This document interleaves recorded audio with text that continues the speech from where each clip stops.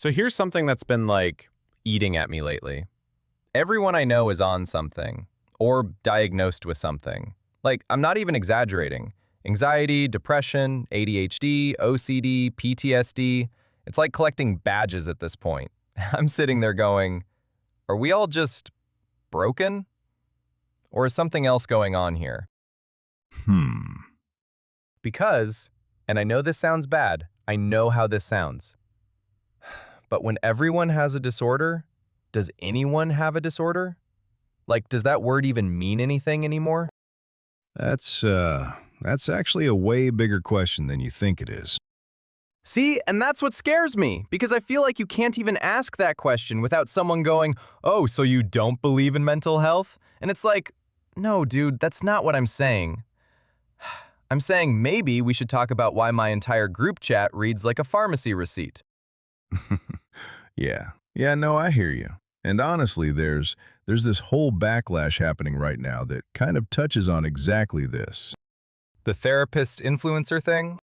Yeah, exactly. So you've got these therapists on TikTok and Instagram, right? And they're putting out these videos like 5 signs you have ADHD you didn't know about, or if you do this, you probably have anxiety, and people are eating it up, millions of views. But now there's this growing pushback, people saying, wait, are you actually helping anyone, or are you just farming engagement by making everyone think they're sick?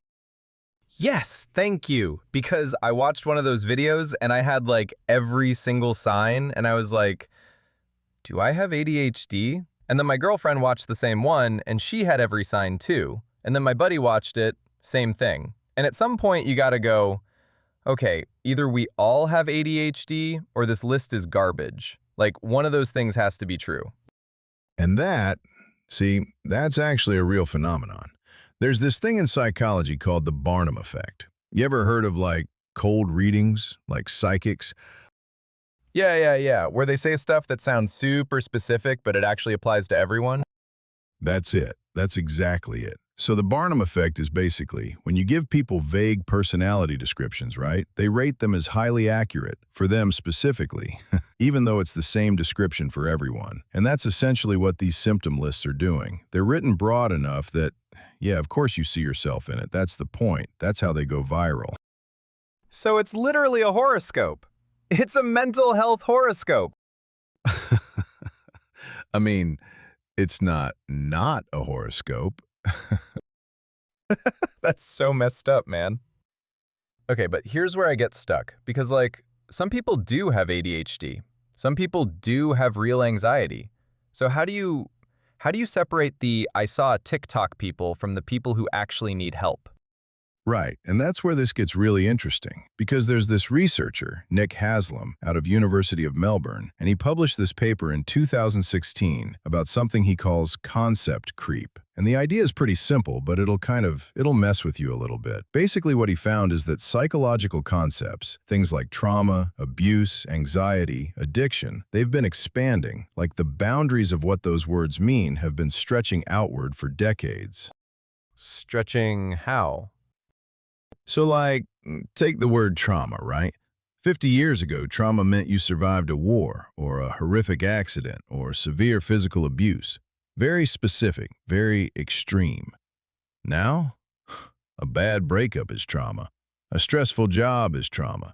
Someone being rude to you at Starbucks is, people will call that trauma. And Haslam's not saying those experiences don't hurt. They obviously can. But when the word expands to cover everything, it kind of stops meaning anything specific. And that's what drives me crazy, because I feel like if everything is trauma, then nothing is. And that actually screws over the people who have real trauma, like the guy who came back from Afghanistan and can't sleep. He's now in the same category as someone who got ghosted on Hinge. That doesn't feel right. No, and Haslam would agree with you. That's kind of the core of concept creep. When you stretch these concepts too far, you dilute the clinical meaning and you dilute the resources, because now everyone's in the waiting room. Everyone's in the waiting room. Yeah. All right, so we were talking about how everything's expanding, right? Like the definitions keep getting wider and wider. But the thing I keep coming back to is like, Why? Who benefits from that? Because it can't just be TikTok therapists, right? Like, there's got to be something bigger. Yeah, yeah, there is. And this is, okay, so there's a sociologist named Peter Conrad, and he's been writing about this for like 30 years. He calls it the medicalization of deviance. And the core idea is that behaviors that used to be considered just part of life, shyness, restlessness, sadness, rebelliousness, they gradually get redefined as medical conditions. Because Because there are systems that benefit from that redefinition. Think about it. You got insurance companies that need diagnostic codes, pharmaceutical companies that need prescribable conditions, therapy platforms that need a growing client base. None of these are like evil, individually, right? But when you zoom out, the incentive structure points in one direction. More diagnoses, always more. So you're saying the system wants me to be sick? Like it actually benefits from me being diagnosed? I'm saying the system doesn't have a built-in reason to tell you you're fine. Think about that. There's no financial incentive for a "you're actually okay" diagnosis. Nobody bills insurance for normal human sadness. That's... yeah, that's heavy. And here's where it all kind of... Let me try to pull this together, because I think these three things are connected in a way that matters. So you've got concept creep, right? The boundaries expand. Psychological terms stretch to cover more and more normal human experience. Then the Barnum Effect kicks in. Those stretched, vague criteria get packaged into viral content, and everybody goes, "Oh my God, that's me." And then medicalization catches the wave. The system says, "Great, we've got a code for that. Here's a prescription. Here's a therapy plan. Here's a monthly subscription." And the whole pipeline just hums along. Like a machine. Like a machine. But, and this is the part that really gets me, the people who get hurt the most are the ones who genuinely need help. Because when you flood the system with people who are having normal human reactions to difficult lives, the person with actual clinical depression, the kid with genuine ADHD who can't function in school, the veteran with real PTSD, they get lost in the noise. Wait times go up. Credibility goes down. Somebody says, "I have anxiety," and the response is an eye roll because everybody says that now. Man, that's the part that actually makes me angry. Because the irony is insane. We talked so much about destigmatizing mental health that we accidentally made it, I don't know, trendy? And now the people who it was supposed to help are getting buried. Yeah, the stigma moved, but it didn't disappear. It just shifted shape. So, like, what do we do with that? Because I don't want to be the guy who says mental health isn't real. That's not what this is. I believe in therapy. I believe in getting help. I just think maybe we should ask harder questions before we accept a label, you know? Like, a diagnosis should be a tool, something that helps you, not your whole identity, not your bio on Instagram.